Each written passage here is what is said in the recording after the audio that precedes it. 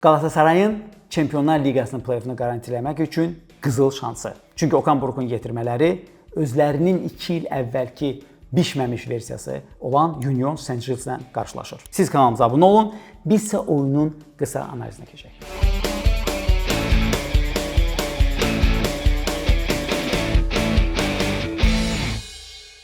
Niyə görə biz Unionu Galatasaray ilə müqayisə etdik? Gəlin vaxtı vədə verməyərək Unionun build-up'ına keçək və izah etməyə çalışaq ki, harda Galatasaraya çox oxşayır. Galatasarayla, ümumiyyətlə Galatasaray deyərkən Okan Burukun Galatasaray ilə komandanın pressingi olduqca oxşardı. Bununla mən nəyi nəzərdə tuturam? Bir, əgər komanda hücumda pressing edərkən top itirirsə, həmin o rəqibin topla olan oyunçusuna bir növ komanda olaraq saldırırlar. Həmin oyuncuya pressing tətbiq edirlər. İkinci, əlbəttə ki, pressingin triggeri, yəni pressingin siqnalıdır. Bildiyimiz kimi Okan Buruk çox sevir ki, əgər rəqib öz zonasında topu cinahlara ötürürsə, həmin cinaha hücum etsin. Çünki cinahdan futbolçunun adətən opsiyaları çox azdır və ya top hara gəldi vurmağa məcbur olacaq ki, bu da əslində Okan Burukun istədiyidir. Eyni ssenarini Union tətbiq edir. Fərq əlbəttə ki, formasiyadadır, fərq düzülüşdədir. Union 3-5-2 və ya daha quru şəklində olur, 3-4-1-2 taktikasından istifadə edir. Əlbəttə ki, müdafiə olunan zaman və Çempionlar Liqasında komanda çox vaxt müdafiə olunur. Bu taktika 5-3-2-yə və ya 5-2-1-2-yə çevrilir. Bunun əsas məqsədi odur ki, rəqibə mümkün qədər az alan verilsin ki, rəqib səni az cəzalandıra bilsin və cəzalandırmaq şansları az olsun. Lakin biz görəcəyik ki, necə ki Galatasaray ötən mövsüm hələ bişməmiş layihə idi, həm taktiki baxımından, məşqçi düşüncəsi baxımından, həm də ki, komanda olaraq və ona görə də həm Dinamo Kiyev faciəsi, eyni zamanda Kopenhagenlə olan maçlar və ya Young Boys kimi oyunlar olurdu. Eyni ssenarini, eyni mərhələdən hardaysa Union bu mövsüm keçir. Gəlin bunu komandanın build-up'ından danışaq və sonradan epizodlarla komandanı çox qısa şəkildə incələməyə çalışaq. Komandada üçlü müdafiə var. Müdafiənin mərkəzində Burgessdir. Burgessi Harry Maguire ilə oxşatmaq olar. O qədər də çox sürəti yoxdur, amma çox yaxşı pası olan bir futbolçudur. Digər tərəfdən komandanın mərkəz müdafiəçilərinin arasında ən böyük ulduz hardasa qardaşının da sayəsində və soyadının sayəsində McAllisterdir. Bəli, bu Liverpoolda və Argentina millisində forma geyən Alexis McAllisterin qardaşı olan Kevin McAllisterdir. McAllister həm də 3 müdafiəçinin içində, mərkəz müdafiəçinin içində hücuma qoşulan yeganə oyunçudur və əlbəttə ki, standartlarda hər üçü rəqib qapısında qol epizodu üçün, başla qol vurmaq üçün irəli gəlir. O biri cinahdan Sykes və ya daha çox real olar ki, Leysen olacaq. Çünki Leysen daha təcrübəli və daha effektiv futbolçudur. Müdafiəyə gələndə əlbəttə ki, Galatasarayın bu müdafiəni 2 oyunçu ilə təzyiq altında saxlayacağı mənim şübhəm yoxdur. Niyə görə? Çünki əgər tək Osimhen olarsa, ümumiyyətlə Unionun oyun stili necədir və PSV-ni bunda cəzalandırdı. Əgər bir hücumçu, bir oyunçu, rəqib oyunçu qalırsa, onu 2 Union oyunçusu öz üzərinə götürür və 3-cü futbolçu topla, ayağı ilə Leysen yaxşı oynayır, amma standartlarda daha çox gedir qabağa Kevin McAllister. O biri boşda qalan mərkəz müdafiəçisi hücuma qoşulur və nəticədə hücuma yox, hətta deyərdim ki, McAllister gəlib burada dayaq yarım müdafiəçisi funksiyasını yerinə yetirirdi və buna görə də PSV oyun taktikası baxımından cəzalandı. Orta sahədə 2 klassik 6 nömrə var. Bunlar adətən 6-8 deyə bilərik. Onlardan biri solda Skuf, sağda isə Van de Perre'dir. Yəni uzun sözün qısası, onların arasında Van de Perre bir qədər hücuma qoşulmağı sevsə də adətən hücuma məsuliyyət bu ikilik və bu üçlük bir növ müdafiəyə məsuliyyət daşıyır. Bəzən Kevin Van de Perre'nin yerinə gəlir, Van de Perre bir qədər yuxarı qalxır, amma əsas hücumun funksiyonalı bu beşlik tərəfindən təmin olunur. İkisi əlbəttə ki, bizim istənilən üçlü, 3-4-3 taktikası oynayan komandada olduğu kimi cinah wingbackləridir bir növ. Onlardan biri sol cinahda Niang'dır, sağda isə Xalaylidir. Onların arasında baxın, əslində Niang bir qədər hücuma meyilli futbolçudur. Çünki Xalayli profil olaraq sağ yarım müdafiəçidir, mərkəz yarım müdafiəçisi idi, hansı ki wingback-ə çevrilib. Amma Niang bir növ Manchester United-da Amad Diallo olduğu kimi hücum profilli oyunçu idi, hansı ki müdafiəçiyə çevrilib. Amma maraqlı faktordan ibarətdir ki, baxın Opta'nın təqdim etdiyi pas xəritəsinə baxdığımızda görürük ki, əslində onların meydandakı yeri cinahlarda hardasa eynidir. Bu da komandanın sistematik xətlə hücum etməsində fundamentaldır ki, komandada qeyri-sistematik bir hərəkətlər olmasın. 10 nömrə funksiyasına komandanın ən təhlükəli oyunçularından oyunçularından biri olan Ait Elhac yerinə yetirir. Elhacın özəlliklərindən qısa şəkildə danışacağıq. O klassik 10 nömrədir və komanda sxematik komandadır, yəni sistematik məşqçi komandasıdır. Amma ona bir qədər klassik 10 nömrə kimi azadlıq verilib. Nəzərə alsaq ki, onun arxasında 4 yarım müdafiəçi qoruyur. Yəni onun kəsici paslarda və ya azad rəssam kimi oynadıqda buraxdığı səhvlər o qədər də fatal olmayacaq. Ən azı hücumun, əks hücumun birinci mərhələsində. Və biz gəlirik komandanın ən maraqlı xəttinə. Bu da hücum xəttidir. Gördüyümüz kimi istənilən iki hücumçu ilə oynayan komanda diqqətə layiqdir. Unionun birdən-birə 4 hardasa bərabər profilli futbolçusu var. Mən qısa şəkildə onların statistikasını sizin diqqətinizə çatdırım ki, bunların arasında ən yaxşısı hələ ki bu mövsüm özünü göstərən Rodriguezdir. Onun 7 qolu var. Digər yandan Promis David var, hansı ki Jonathan David olduğu kimi Kanada vətəndaşıdır. Yəni Kanada dünya çempionatında siz görəcəksiniz 2 dənə Davidlə oynayır. Hər hücumçuda olduğu kimi Davidin özəlliklərindən ən böyüyü müdafiəçilərin arasına girib təhlükəli epizod yaratmaqdır, amma o ən sevdiyi mövqe əlbəttə ki uzaq dirəyi nişan almaqdır ki, hardakı pas gəlir, ondan qabaq birinci hücumçu o pas kanalına girməyə çalışır, alınmırsa bitirici funksiyasını öz üzərinə götürsün. Bundan başqa Giger var, hansı ki o da maraqlı futbolçudur. Bu mövsüm onun 3 qolu və 1 qol asisti var və çox maraqlı texnikaya malik olan Foruts var. Foruts bir növ əgər komanda öz qapısından qısılırsa, sıxılırsa, hücumçudan daha çox 10 nömrə funksiyasında yerinə yetirə bilir, o mövqedə düşə bilir. Bir növ bu zaman Unionun taktikası olur 5-3-1-1 və bu funksional baxımdan, taktiki bir növ zehin baxımından Foruts 4 hücumçuların arasında qeyri-hücumçu göstəricəni və pressingdə oynadığı roluna görə çox önəmlidir.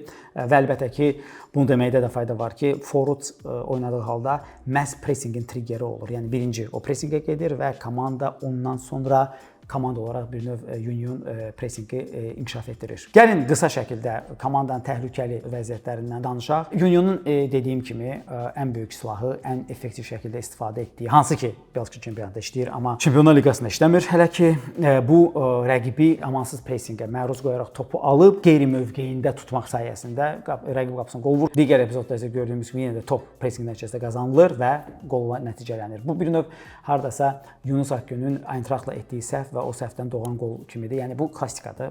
Əgər öz zonanda, öz meydan 1/3 sahəndə sən topu itirirsənsə, bu heç vaxt planlaşdırılmış şəkildə olmur və bu zamansa sənin elə bir növ cərimə meydançasında yanğın olur və bunu Union çox elitar səviyyədə, hətta Çempionlar Liqası səviyyəsində istismar edə bilir. Məsələn, daha bir epizod Giger fərqlənir və burada klassik nümunə 2-9 nömrəyə necə 10 nömrənin aktiv şəkildə cərimə meydançasına qoşulmağını görürük. Yəni Qalatasarayın Unionun hücum fazasında ehtiyatlı olmalı olduğu məqam ondan ibarətdir ki, burada çox vacibdir ki 4 futbolçu olsun.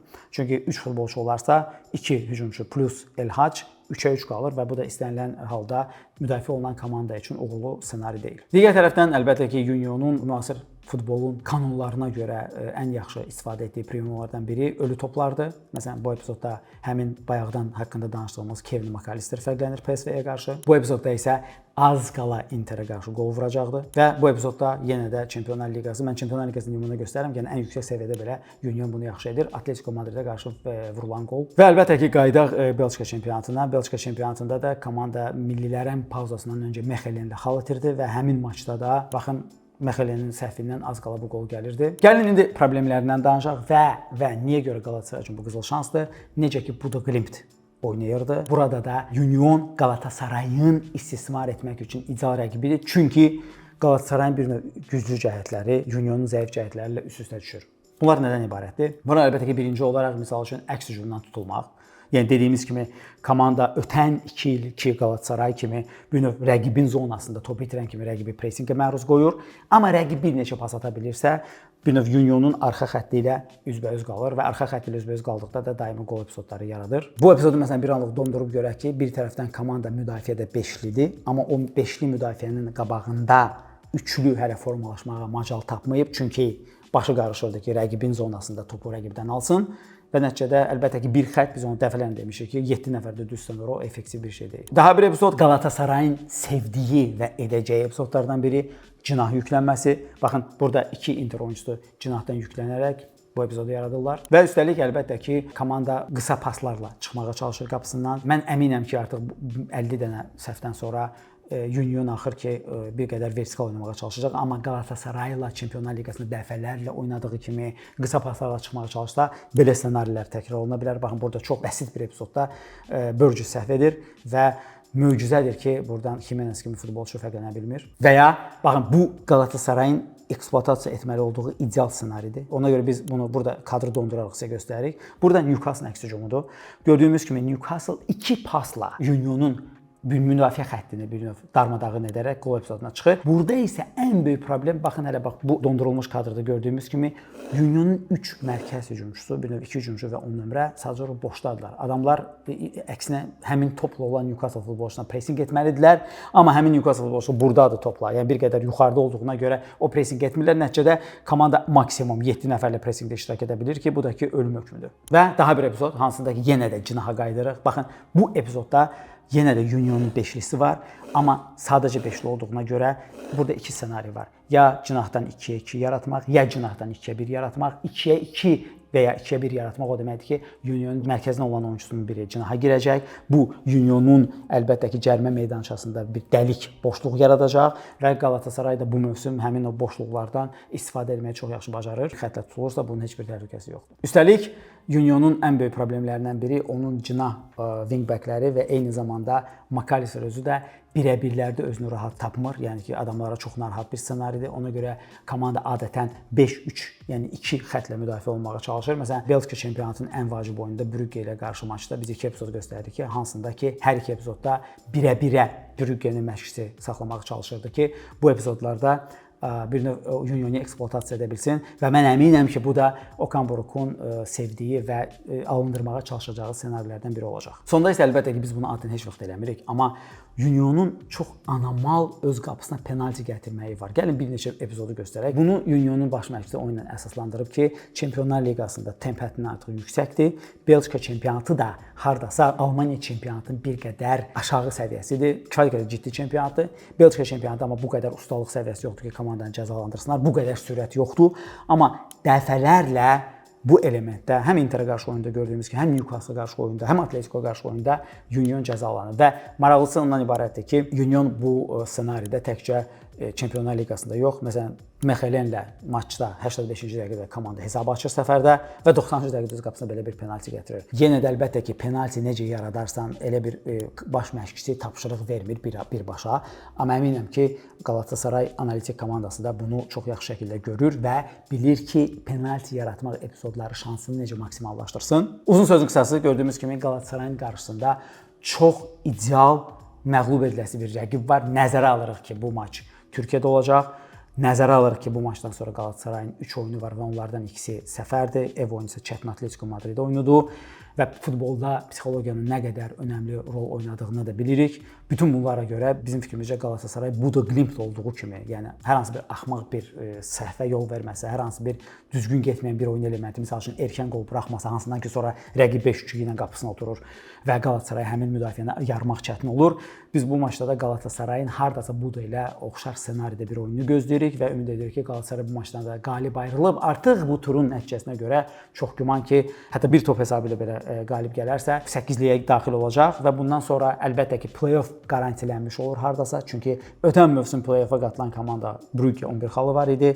Bu mövsüm artıq Galatasarayın 5 turdan 12 xalı var və ondan sonra qazanıla biləcək 3 oyundan 4 xal Galatasaray hətta 8-liyə daşıya bilər, 8-likdə saxlaya bilər. Amma gəlin onlardan öz növbəsi çatanda danışarıq. İndi isə Galatasaray uğurlar arzulayaq. Çünki bu 3 xallıq oyundur və bu maçdan sonra əlbəttə ki, biz Galatasarayı top 8-likdə gözləyirik. Sizin fikrincə Galatasaray bu oyunda hansı çətinlik yaşaya bilərmi? İkinci sualım əlbəttə ki, Galatasaray nəinki 24-lüyə bu maçı qazanarsa sonda 8-liyə yüksələ biləcəkmi? Fikirlərinizi şərhlər bölməsində bildirməyi unutmayın. Videonu bəyəndinizsə like düyməsinə basın və əlbəttə ki, kanalımıza abunə olun ki, belə videoları buraxmayasınız.